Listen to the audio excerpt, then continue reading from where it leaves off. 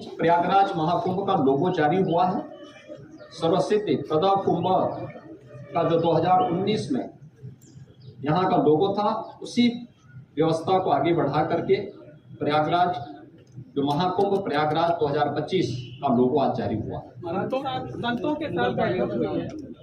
संतों के साथ बातचीत हुई है, बैठक हुई है और सभी लोग बहुत सकारात्मक भाव के साथ कुंभ के साथ जुड़ेंगे। देखिए, प्रशासन और शासन की व्यवस्था एक नैतिक व्यवस्था के साथ जुड़ी है। कुंभ का आयोजन या इस प्रकार के आध्यात्मिक और सांस्कृतिक आयोजन वास्तव में सनातन धर्म के पार्ट है और इसका मुख्य आयोजक और इसका जो होस्ट होता है वह संत ही होते हैं और संत ही इस व्यवस्था के साथ जोड़ करके इसे भव्य और दिव्य बनाएंगे और प्रयागराज को एक बार फिर से हम वैश्विक स्तर पर पहुंचाने का कार्य करेंगे। आज यहाँ पर हमें दुनिया के सबसे बड़े आध्यात्मिक और सांस्कृतिक इवेंट प्रयागराज महाकुंभ 2025 के लिए आयोजित इन बैठकों के क्रम में मैं आप सबका भी हृदय से स्वागत करता हूं। आज प्रातःकालीन सत्र से ही हम लोगों को प्रयागराज में आने, संगम तट पर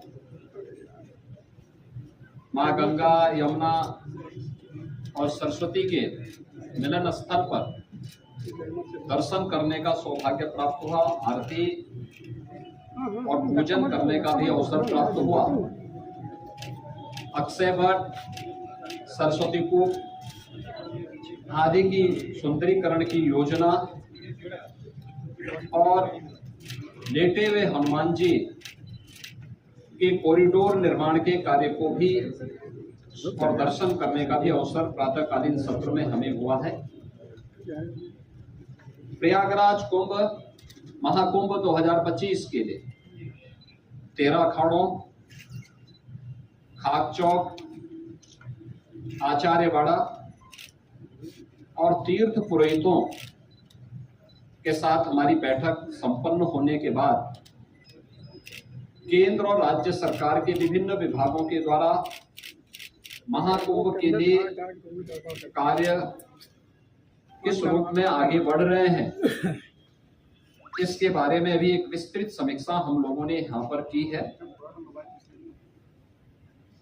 दिव्य एवं भव्य कुंभ के जो थीम प्रधानमंत्री मोदी जी ने 2019 में हम लोगों को दी थी, कुंभ भी स्वच्छ, सुरक्षित और सुव्यवस्थित हो सकता है। 2019 का प्रयागराज कुंभ उसका एक उदाहरण बना था। वह एक्सपीरियंस उत्तर प्रदेश टीम के पास है और उस अनुभव का लाभ लेते हुए 2025 के महाकुंभ की तैयारी युद्ध स्तर पर आगे बढ़ चुकी है। अब तक 5,600 करोड़ रुपए से अधिक की प्रोजेक्ट को प्रयागराज को भी भव्य और सुंदर बनाना है। 2019 में प्रयागराज की शोभा पर पूरी दुनिया आकर्षित हुई थी। लगभग 24 करोड़ श्रद्धालु जनों ने प्रयागराज आकर के संगम में स्नान किया था और इतने बड़े आध्यात्मिक और सांस्कृतिक आयोजन में सहभागी बने थे। लगभग 100 के आसपास देशों के राजनेताओं ने भी यहां पर आकर के इस बड़े आयोजन में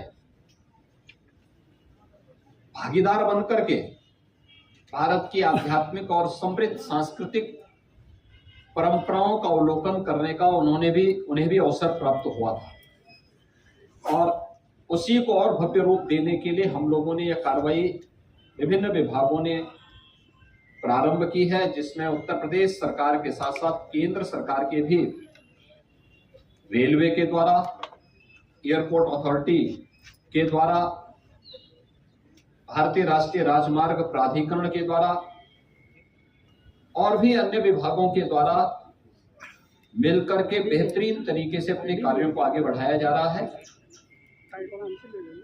यद्यपि जब कुंभ का आयोजन होता है तो उस समय संगम में जल का जो स्तर होता है उस समय लगभग ये 8 से 10 हजार क्यूसिक वाटर वहां पे होता है। आज प्रातःकालीन सत्र में हम लोगों ने देखा है जल की मात्रा भी लगभग 2.25 लाख से लेकर 2.5 लाख क्यूसिक वाटर अभी यहाँ पे जल है। जल को रिसीट होने में अभी 10-12 दिन लग सकता है, लेकिन कुंभ की तैयारी में, महाकुंभ की तैयारी में फिलहाल कोई बाधा नहीं है। और हम लोगों ने एक डेडलाइन दी है कि 15 दिसंबर तक हर हाल में सभी प्रकार के कार्य, निर्माण के कार्य संपन्न होने के साथ ही कुंभ के दायरे को भी बढ़ाने का कार्य 2013 के प्रयागराज कुंभ की तुलना में इस बार उससे दोगुने से अधिक क्षेत्र में कुंभ फैलेगा।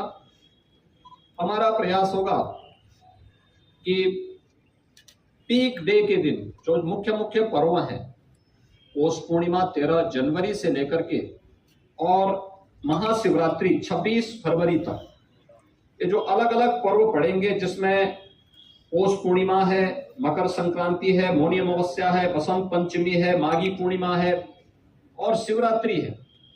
इन 6 प्रमुख त्योहार जो स्नान होंगे, पर्व और त्योहार पड़ेंगे, पीक डे के दिन छोड़ करके शेष अन्य दिनों पर किसी भी श्रद्धालु को 1 किलोमीटर से अधिक पैदल न चलना पड़े।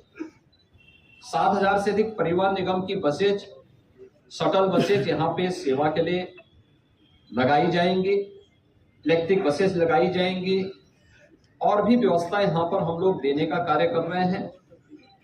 प्रयागराज महाकुंभ के बहाने एक भव्य और दिव्य रूप में देखने को मिलेगा।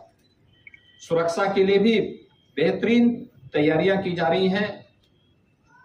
आर्टिफिशियल इंटेलिजेंस के टूल्स का भी इस्तेमाल किया जा रहा है और कहीं भी किसी भी प्रकार की कोई असुविधा नहीं होगी। जीरो प्लास्टिक के लक्ष्य को लेकर के प्रयागराज कुंभ को हम लेकर के चले हैं।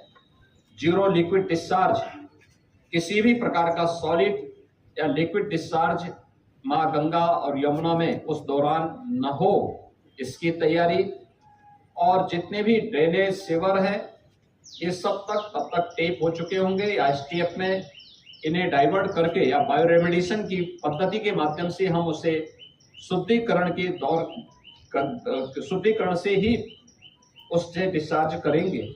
ये सारी सुविधाएं यहाँ पर हम लोग देने जा रहे हैं और मुझे पूरा विश्वास है कि प्रयागराज कुंभ 2019 ने एक मानक स्थापित किया था, उससे भी बड़े स्तर पर एक भव्य और दिव्य कुंभ को स्वच्छ, सुरक्षित और सुव्यवस्थित कुंभ के रूप में हमें स्थापित करने में सफलता प्राप्त होगी।